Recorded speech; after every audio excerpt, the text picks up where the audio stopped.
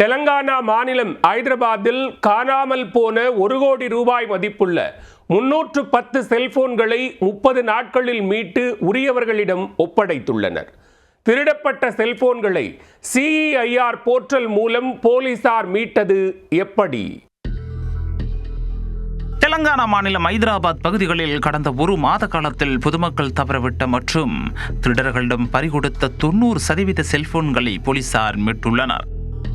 சுமார் 1 கோடி ரூபாய் மதிப்புள்ள 310 செல்போன்களை தொழில்நுட்ப உதவியுடன் ஐதராபாத் போலீசார் மீட்டு உரியவர்களிடம் ஒப்படைத்தும் உள்ளனர்.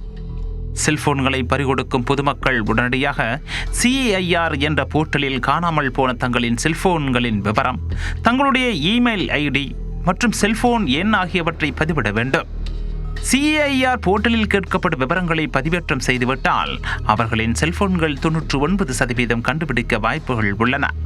அந்த தகவல்களின் அடிப்படையில் நவீன தொழில்நுட்ப உதவியுடன் போலீசார் விரைந்து செயல்பட்டு செல்போன்களை மீட்டு உரியவர்களுக்கு தகவல் அளிப்பார்கள்.